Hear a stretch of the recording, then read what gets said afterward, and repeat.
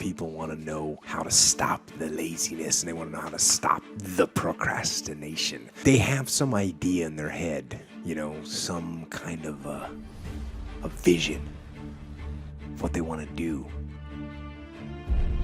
But they don't know where to start. They don't know where to start it, They don't know where to start.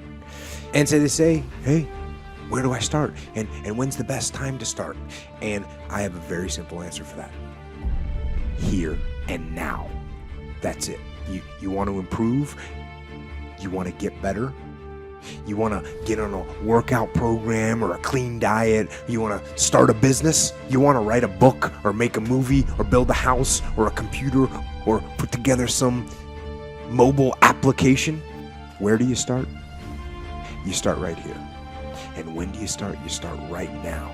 You initiate the action aggressively. You go.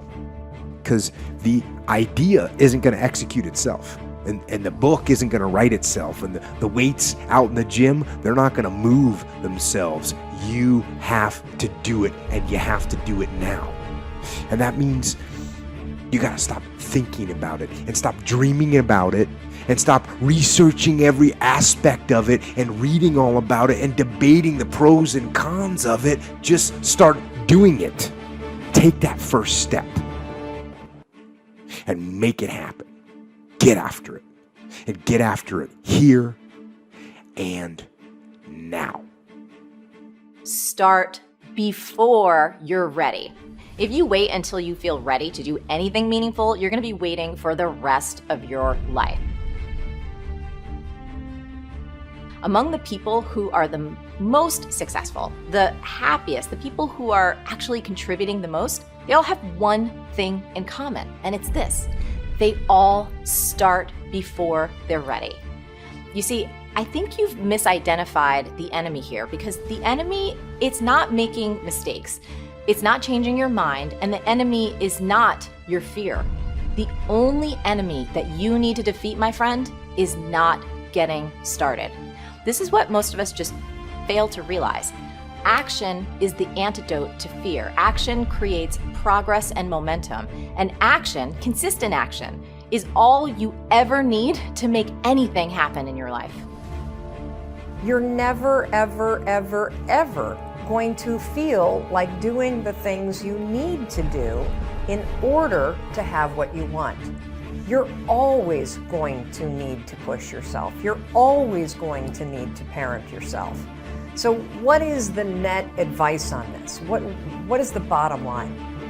The bottom line is no one's coming. No one. No one's coming to push you. No one's coming to tell you to turn the TV off. No one's coming to tell you to get out the door and exercise.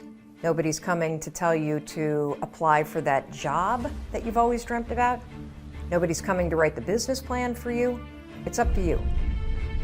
And because you're only ever going to do the things that you feel like doing right now or that feel good right now, unless you understand that you've got to parent yourself, you got to push yourself, you're not going to make your dreams come true. You're just not. We're not wired that way. You weren't born that way, you weren't that way when you were growing up, and you're certainly not that way as an adult. And there's a tremendous amount of liberation that comes when you accept the fact that you're always going to need to give yourself a push.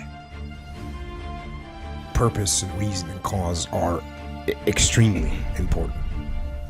This is the why of your actions. This is knowing why you're doing what you're doing. This is the commander's intent.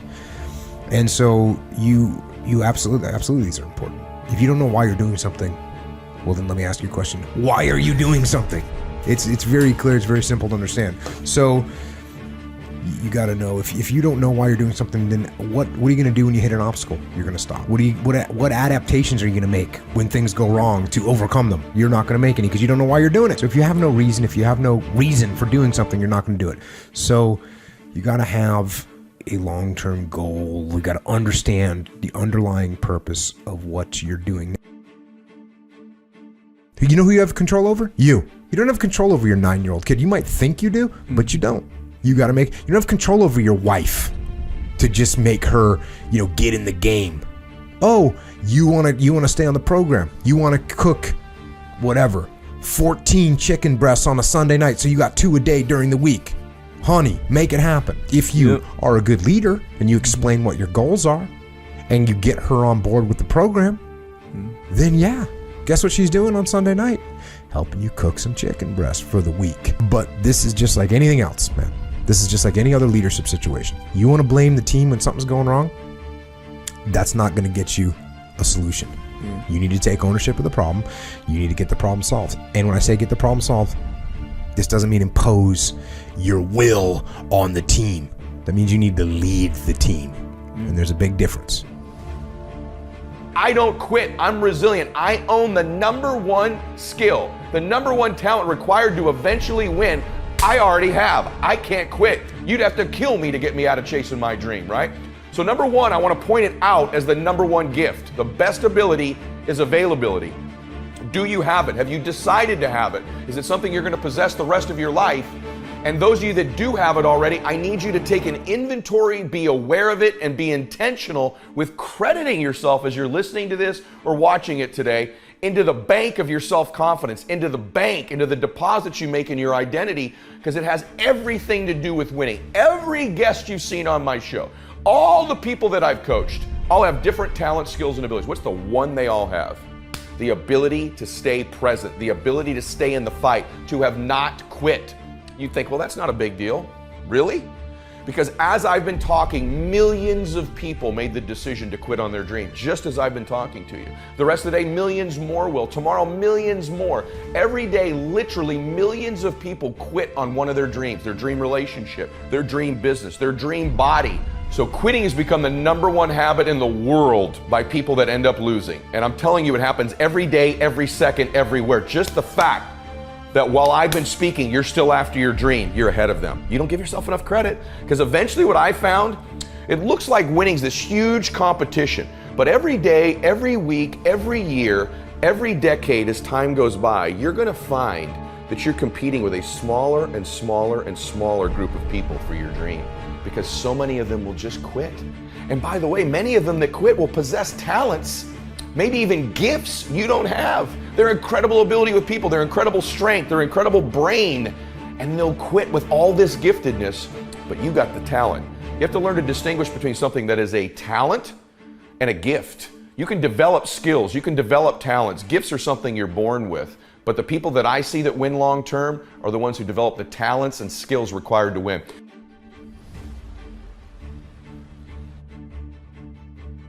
You know what I had? I had the ability to keep hitting the piñata in my life, to stick around long enough. And by the way, when you eventually win, it's not just you that gets all the candy, that gets all the victory, that gets all the money. Lots of people around you, many of which who you were hurting originally with that bat, many of them who were trying to talk you out of it, they get to celebrate in the candy too. My prayer for you is that you begin to think about this analogy. The piñata of your life, the piñata of your business, the piñata of your body. As you're swinging away, I'm here to tell you, even though it doesn't feel like it, you're getting closer to the candy.